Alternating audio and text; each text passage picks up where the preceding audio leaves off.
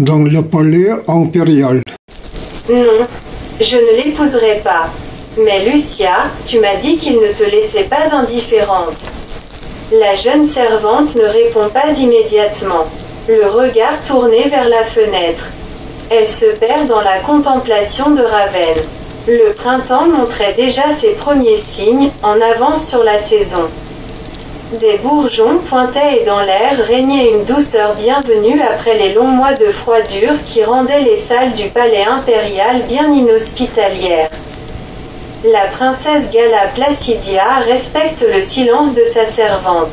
Elle la connaissait depuis suffisamment longtemps pour savoir que la jeune femme lui ferait bientôt part de ce qui la tourmentait. Elle reprend après quelques instants, nous avons, toi et moi, 18 ans. Presque toutes les filles romaines de notre âge sont déjà mariées. Pourquoi refuser d'épouser le comte Héraclin? C'est que, Lucia s'interrompt encore. La décision qu'elle avait prise lui avait coûté, et elle craint de ne pouvoir résister aux arguments de Placidia, lorsque celle-ci saurait tout. Il fallait pourtant parler. Je ne veux pas me marier avant vous. La surprise fige un instant la princesse. Lorsqu'elle répond, sa voix est imperceptiblement altérée.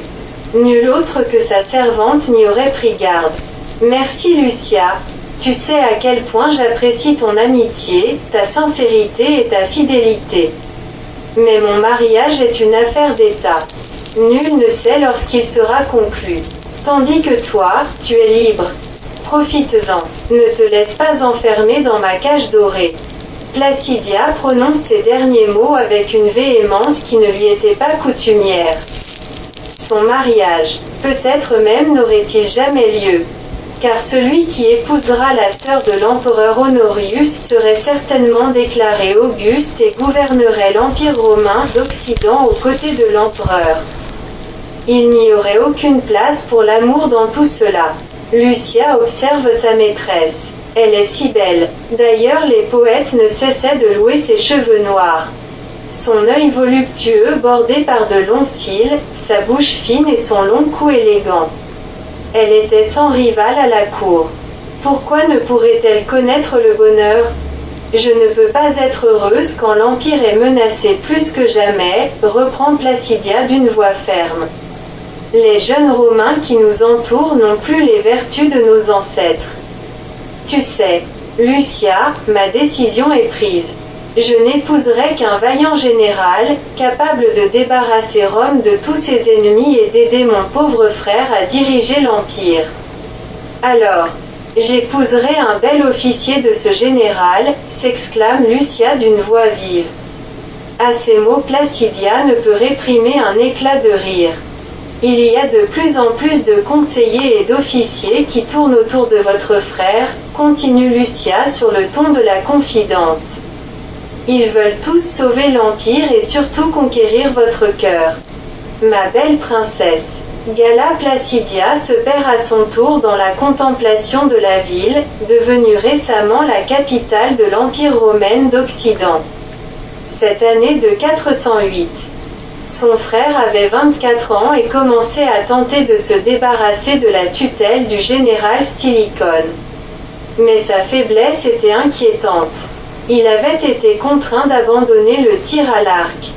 Jusqu'alors seul exercice physique à sa portée. Sans compter son épouse, Thermentia, la propre fille du général Stylicone, qui veillait aux intérêts de son père. Comme si elle pouvait lire dans les pensées de sa maîtresse, Lucia reprend d'une voix rêveuse, Eucherius, fils de Stylicone, est particulièrement séduisant. Il a 20 ans et ne manque pas. Elle s'arrête en voyant une grimace sur les lèvres vermeilles et fines de Placidia. Il n'est qu'un obscur tribun des notaires. S'exclame la princesse d'une voix blanche de colère. Un tel mépris se lit sur ses traits que Lucia n'ajoute rien. Bientôt, Gala Placidia lui fait signe de la laisser seule. Dans la chambre de l'empereur, l'éclat de l'or et de l'argent se dispute à celui des couleurs des tissus et des pierres précieuses. Honorius jette un coup d'œil à l'archin. plaqué d'or au milieu et aux extrémités, offert par le général Stilicone, son beau-père. Tu penses que Shrus veut devenir empereur? S'exclame-t-il d'une voix troublée. Mais il n'est qu'un tribun des notaires qui n'a jamais aspiré au pouvoir. Son visage aux traits réguliers mais sans intelligence a une expression du désarroi. Le conseiller Olympius parle au jeune empereur d'un ton insinuant en soulignant chaque mot. Stilicone, son père, voit que vous devenez un grand Auguste qui n'a plus besoin de sa tutelle. Le conseiller s'agenouille devant l'empereur, assis sur un fauteuil incrusté d'ivoire et de pierres précieuses, il baise respectueusement un pan de son manteau. Honorius sourit et lui tend sa main. Olympius la baise avec adoration. Puis il se lève lentement, s'incline devant l'empereur, et continue sa persuasion d'un air patelin mais d'une voix plus forte, après 13 ans de pouvoir. Il ne veut plus redevenir un général qui doit obéir aux ordres de son maître. Il a utilisé ces années pour faire occuper tous les postes importants dans l'armée par des barbares. Stilicone le Vandale agit ainsi comme Arbogast le Franc qui, il y a 16 ans, réussit son complot contre la personne du pauvre empereur Valentinien. Honorius tremble involontairement, serre nerveusement les accoudoirs de son fauteuil et murmure « Mais Stilicone est mon beau-père. Il est plus romain que les Romains. Il n'y a aucun autre général capable de défendre l'Empire. » Olympius se redresse et parle d'un ton indigné. La Gaule et l'Espagne sont en flammes depuis 2 ans et ravagées par les Vandales et leurs alliés. Parmi leurs chefs féroces, il y a les parents de Stilicone qui ne fait rien pour lutter sérieusement contre eux. Stilicone passe son temps en négociations suspectes avec Alaric, roi des Visigoths. Il veut obtenir le soutien du Sénat pour vous convaincre d'accepter les revendications d'Alaric. Ce général est doublement barbare. Parle bien gothéen et se déplace partout entouré de sa garde une. La garde impériale a aussi des détachements. Le jeune prince Attila vient de commencer son éducation gréco-romaine dans votre palais. Tout fait penser à la possibilité d'une conjuration. Permettez-moi d'effectuer une enquête pour établir la vérité. Honorius remarque, l'initiation du prince Attila à notre civilisation est destinée à consolider notre alliance avec les Huns. Il n'a que 13 ans. Olympius fronce les sourcils. L'empereur continue, je regrette que dans nos armées il y ait plus de barbares que de Romains. C'est très dangereux. C'est pourquoi j'apprécie beaucoup votre fidélité. Satisfait, Olympius sourit. L'empereur se lève, je t'autorise à mener une enquête secrète mais j'espère que tu te trompes. Le conseiller s'incline respectueusement, votre clémence, je serais très heureux de me tromper. Le luxe du bureau et l'allure fière d'Olympius contrastent avec ses vêtements volontairement simples qui soulignent sa religiosité. Le conseiller de l'empereur se tourne vers le jeune officier Essius. Je recommanderais à l'empereur de vous décerner le titre de comte du palais. Merci beaucoup, illustre Olympius. Je vous serai toujours reconnaissant. Le prince Attila est invité à séjourner ici sur votre recommandation. Vous connaissez bien les Huns et les Goths.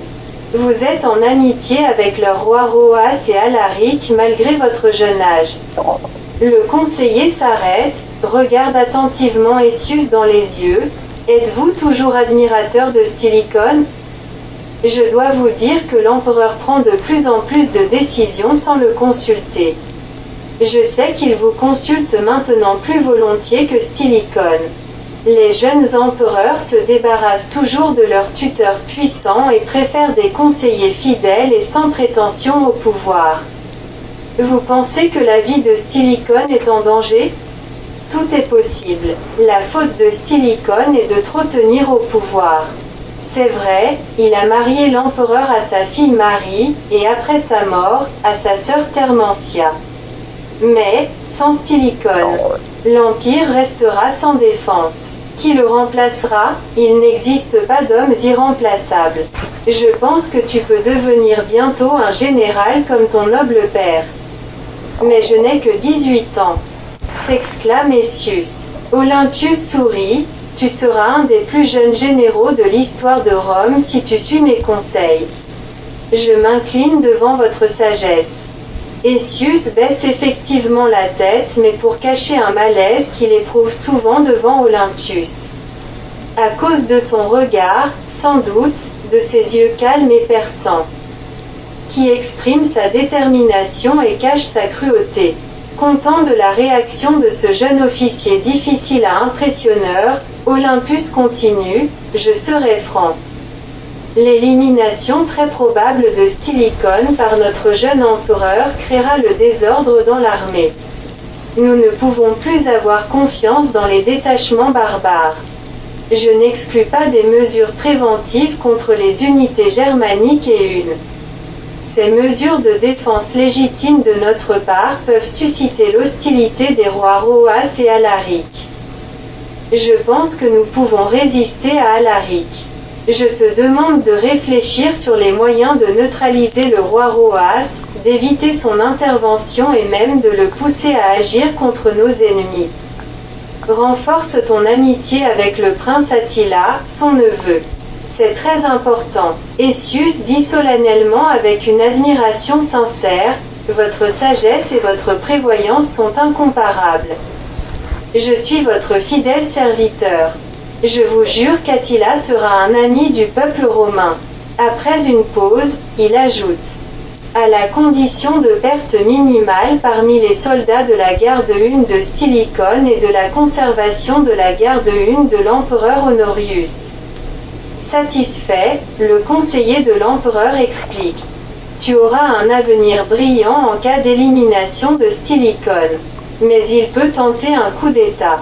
Dans ce cas, ta carrière sera lente. Il n'aura même pas besoin de tes conseils et de tes relations car il connaît les Huns et les Goths mieux que toi. Il n'aura pas besoin de tes conseils, non plus, pense Essius. Olympius promet.